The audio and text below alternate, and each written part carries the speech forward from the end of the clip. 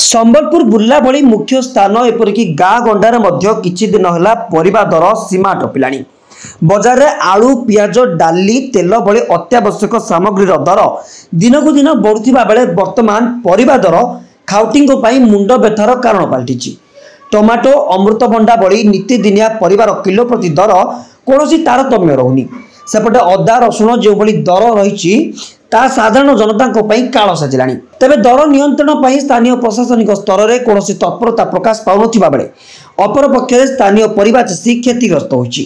फलस्वरूप बाहर आसुथिबा परिबा उपरे व्यवसायी मानकु निर्भर करने पड़ुछि।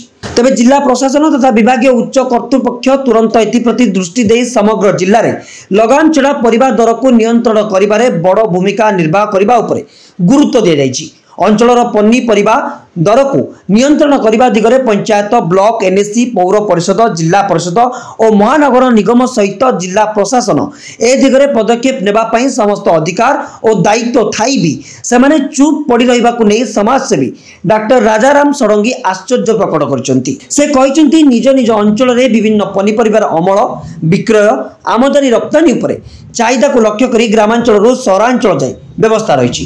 यह निर्वाचित जनप्रतिनिधि और प्रशासन निजर दक्षता प्रदर्शन करी परिबा दर को निज निज नियंत्रण में रखिपारे। एभली अदूरदर्शिता कारण मुनाफाखोर परिबा व्यवसायी खाउटिंग को शोषण करिबारे लागि पड़िछंती। शारीरिक मानसिक और बौद्धिक स्वास्थ्य पाई परिबा एक मौषधि होइतिबा बेले ए सबुर आकाशछुआ दरदाम परिवार गठन दिगरे एक अस्वास्थ्यकर और नकारात्मक प्रभाव पकाइबा आशंका दिनकु दिन बढ़िबार लागिछि। तेणु अविलंबे जनप्रतिनिधि जिला प्रशासन ए दिगरे हस्तक्षेप करने वर्तमान जरूरी हो पड़ी। Sambalpur Satyapriya Mahapatra report Niladri Sai media.